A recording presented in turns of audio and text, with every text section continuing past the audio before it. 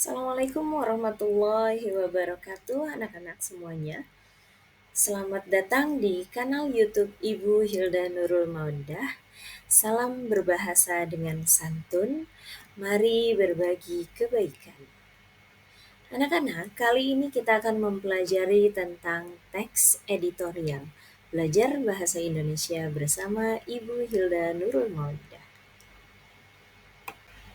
Pada pembelajaran kali ini, yaitu KD 3.6 menganalisis struktur dan kebahasaan teks editorial berkaitan dengan bidang pekerjaan. Dan tujuannya mengidentifikasi struktur dan kebahasaan teks editorial berkaitan dengan bidang pekerjaan. Nah, anak-anak, kira-kira apa sih ini? Gambar apakah ini? Ini merupakan teks editorial yang dimuat ke dalam surat kabar dalam bentuk sebuah koran. Di dalam koran ini, teks editorial bisa dikatakan sebagai opini, bisa dikatakan sebagai tajuk rencana, bisa disebut juga editorial, atau jika koran berbahasa Inggris, maka disebut dengan opinion. Nah, ketika teks editorial ini dimuat dalam sebuah surat kabar atau sebuah koran, kira-kira teks editorial ini masuk ke kolom yang mana sih? Apakah ke berita utama, atau berita ringan, feature, atau opini? Betul sekali, jelas. Karena teks editorial ini merupakan teks yang ditulis atas rasa yang ingin disampaikan oleh sebuah redaktur majalah mengenai redaktur surat kabar mengenai sebuah isu atau sebuah berita, maka ini dapat dimasukkan ke dalam kolom opini. Nah, ini adalah persamaannya anak-anak, ya. Jadi di dalam gambar koran yang tadi ada di depan, jadi teks editorial ini bisa disebut juga dengan opini, bisa disebut juga dengan tajuk rencana. Nah, lalu apa yang dimaksud dengan teks editorial anak-anak? Tentunya teks editorial ini merupakan teks yang ditulis oleh redaktur utama sebuah media. Dalam hal ini bisa dalam bentuk surat kabar atau koran yang berisi pendapat, pandangan umum, atau reaksi mengenai suatu peristiwa atau kejadian. Jadi beritanya benar-benar aktual, baru saja terjadi, yang menjadi sorotan masyarakat. Lalu apa ciri-ciri teks editorial? Ciri teks editorial yang pertama adalah berisi fakta atau peristiwa yang aktual, sehingga ramai diperbincangkan hingga kontroversial. Yang kedua, berupa opini atau pendapat redaksi terhadap sebuah peristiwa.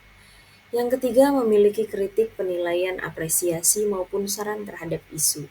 Jadi ketika ada isu pro dan kontra di masyarakat yang sedang booming, yang sedang aktual, baru saja terjadi, maka sekelompok redaktur ini perlu menyampaikan posisinya ada di mana, penilaiannya terhadap isu tersebut seperti apa.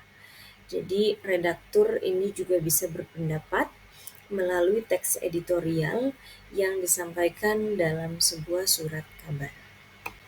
Ya, anak-anak silakan melihat teks yang Ibu bagikan ke dalam Google Classroom, silakan mengunduhnya dan membacanya. Dalam mempelajari sebuah teks editorial, tentunya kita perlu mengetahui struktur teks editorial ini. Yang pertama diawali dengan pengenalan isu. Jadi di dalam teks editorial ini disampaikan persoalan yang aktual atau faktanya seperti apa peristiwanya.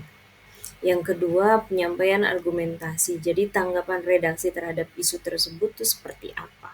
Faktanya bagaimana dari redaksi ini?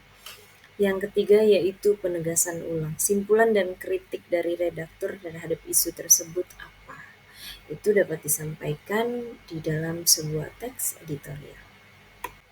Nah, ini adalah contoh teks editorial yang berjudul "Pengangguran Makin Bertambah". Anak-anak dapat membaca teks ini beserta analisisnya. Sudah Ibu contohkan bagaimana cara menganalisis dan menandai agar kita mengetahui bagian-bagian struktur dalam teks tersebut. Diawali dengan pengenalan isu yang berwarna hijau,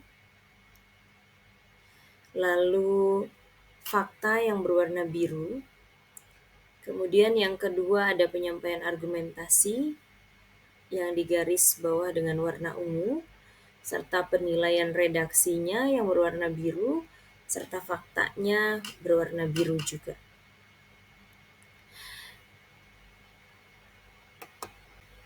Lalu yang ketiga diakhiri dengan penegasan ulang, yaitu tulisan yang digaris bawahi dengan warna coklat, abu-abu, dan warna hijau. Baik, itu adalah contoh bagaimana cara menganalisis teks editorial. Nah, selain kita perlu mengetahui struktur dalam sebuah teks editorial, kita juga perlu mengetahui kaidah kebahasaan yang digunakan dalam teks editorial.